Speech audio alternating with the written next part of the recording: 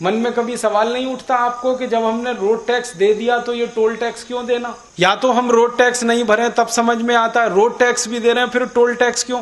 हमारे ही road tax के पैसे से रोड बन रही है, फिर उसी पे चलने के लिए और टोल टैक्स क्यों?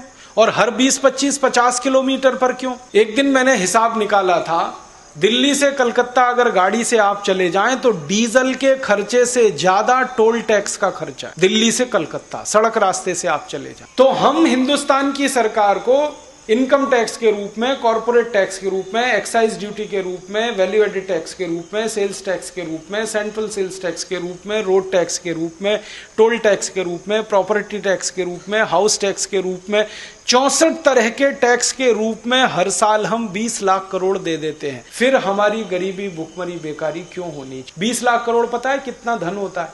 आप गिन नहीं सकते। साल भर तक अगर 1000 के नोट आपको दे दिए, 20 लाख करोड़ की रकम इतनी बड़ी है कि कैलकुलेटर पे लिख नहीं सकते आप, क्योंकि कैलकुलेटर में 12 अंक आते हैं और इसको लिखने में 16 अंक लगते हैं। अगर इस रकम का सोना खरीद लें हम तो ये इतनी बड़ी रकम है कि मध्य प्रदेश के एक एक राज्य की सड़क को सोने से बना सकते हैं। अब इतनी रकम हमने दे दी केंद्र सरकार को, राज्य सरकार को, स्थानीय सरकारों को, फिर भी वो गरीबी, भुखमरी, बेकारी दूर नहीं कर पाते, तो कहां जा रही है ये रकम? तब ध्यान में आता है कि अरे राजीव गांधी ने कहा था कि इस रकम का 85% तो घूसखोरी, लूटखोरी में ही चला जाता, और वो 84 में कहा था।